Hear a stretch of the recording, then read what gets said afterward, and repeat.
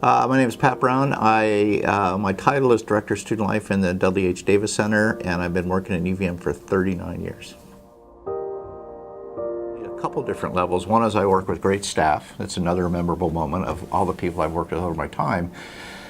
And I would say that our job, so I'm sort of do some of the same things that they do, is really to work with students to figure out ways to be successful in what they're trying to do on campus, whether it's working with student organizations, whether it's being the Student Government Association president, who I directly advise student government. So that's probably where I've had a lot of my student contact.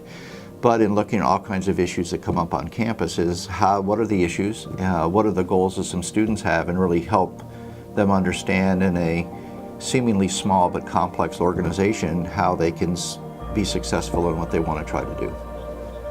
What brought me to UVM? That's a really good question. I grew up in South Florida and I was a surfer, so probably I could say high tide brought me to UVM, and I've been waiting for 39 years for high tide to come back and take me back. Probably with global warming that'll happen sooner rather than later.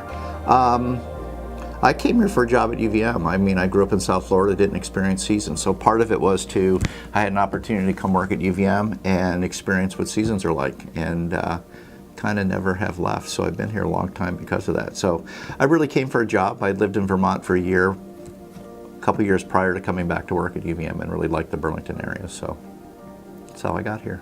Well, it depends upon the time of the year, right? Mm-hmm. So in Vermont, during the summertime, I like to garden.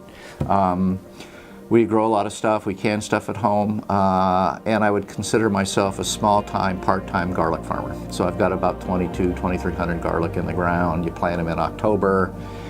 Garlic scapes are coming up probably in another week or two, and then you pull the garlic out in the middle of July. So it's sort of become a thing I've done for a long time, partly because I like to cook. So fresh garlic is an important part of all that stuff that I do. So gardening is probably part of it, and being a dad. There's so many that it's really, really hard to probably find one. You know, if I was to capture it, it's really probably being here long enough to work with students and then see them after they've left UVM to come back and sort of talk to them about what their UVM experience was in the context of what they did after they left.